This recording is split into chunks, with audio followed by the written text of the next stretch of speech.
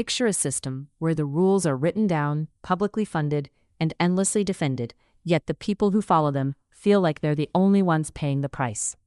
That's the tension on display in this Senate Judiciary hearing. Not a shouting match, not a viral meltdown, but a quieter kind of conflict. Lawmakers pressing witnesses who speak in abstractions, while the consequences land on ordinary people, workers, communities, and taxpayers who don't have the luxury of policy theory.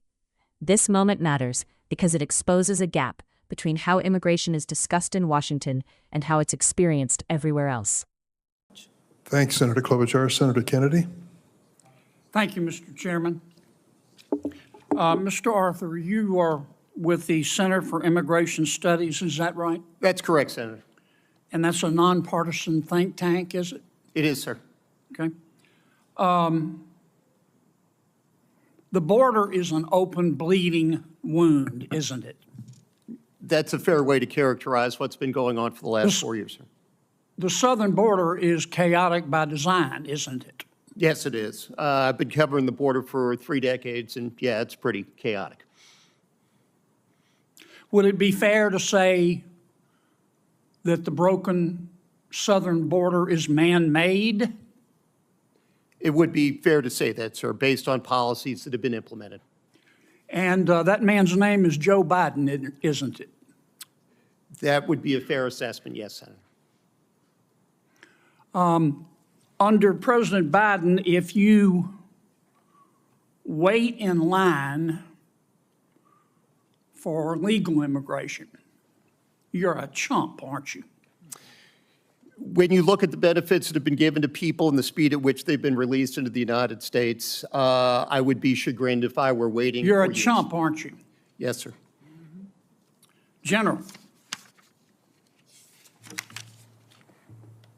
Yes, You sir. believe in open borders, don't you? I believe in the rule of law, sir. Right. And it makes you angry that President Trump does not believe in open borders, doesn't it? Senator, I'm not here to discuss immigration policy. I'm here to discuss whether or not we use the military to enforce it. And it makes you angry that most Americans don't believe in open borders, doesn't it? Not in the slightest, sir. Again, I am not here to discuss the immigration policy. Yeah.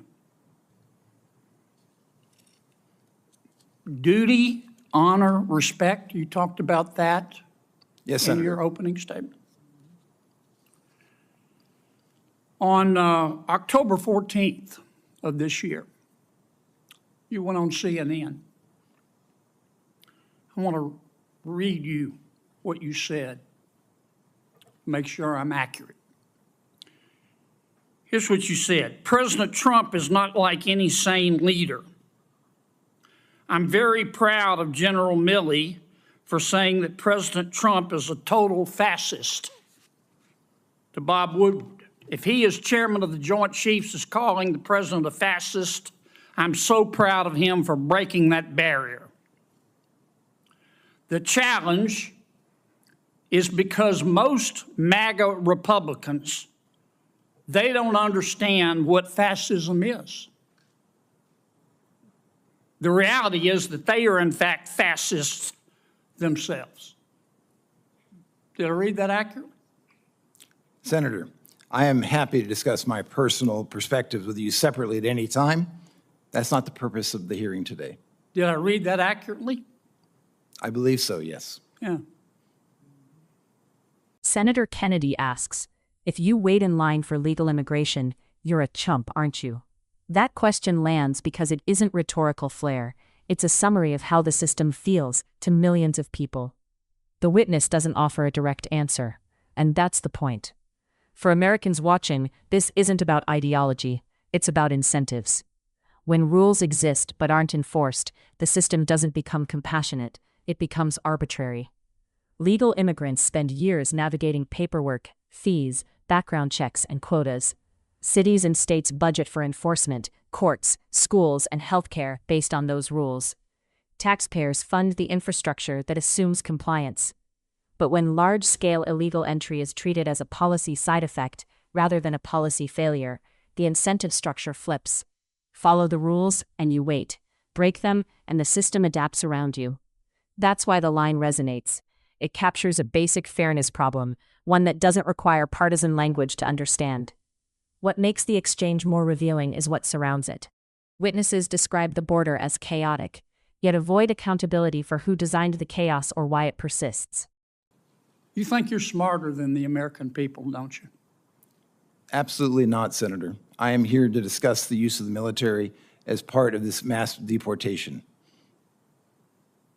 You think you're more virtuous than the American people, don't you, General?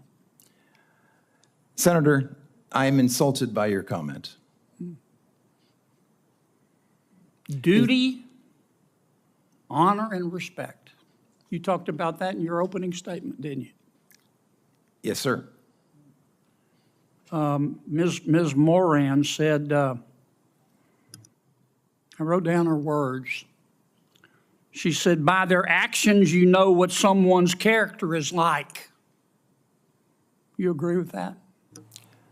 Senator, for 35 years, I served my country with absolute honor and distinction, and I will continue to do so. You agree with what Ms. Moran said? Of course.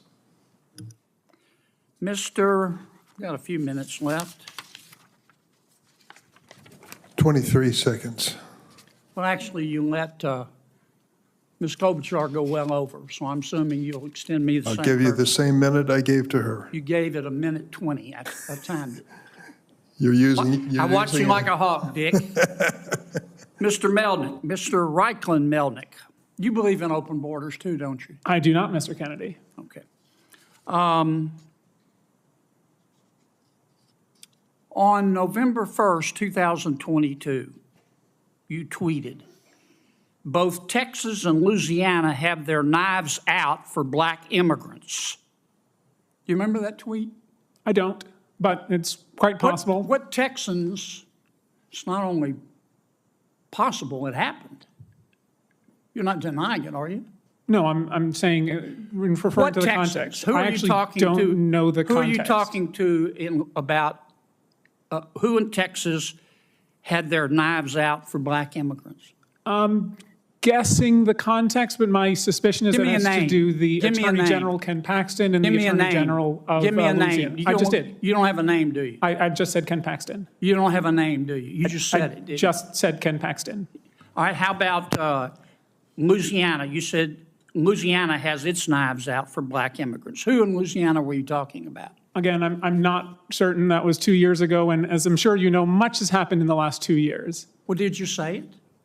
Again, I do not remember the context, But you don't. Senator You Kennedy. said somebody had their knives out from Louisiana for black immigrants, but you don't know who they were? You just said it? I said the Attorney General of Louisiana and Texas, and I believe this referred to specifically lawsuits brought and arguments that were made in court that the arrival of Haitians I'm out and of time, others but I were want to get you inherently on the dangerous, record. which was You not. Thank you very much, Senator. Believe Appreciate that the your Attorney questions. General at that time of Louisiana had his knives out for black immigrants. That's your testimony. Given their Thank you, litigation Senator Kennedy. conduct, yes.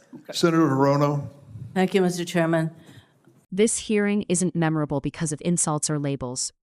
It's memorable because of a simple question that went unanswered. When systems reward rule-breaking and penalize compliance, people stop believing the system is neutral, or even real. That's not a left or right problem. It's a governance problem. And until accountability replaces abstraction, the gap between policy and public trust will keep widening, quietly, steadily, and at everyone's expense.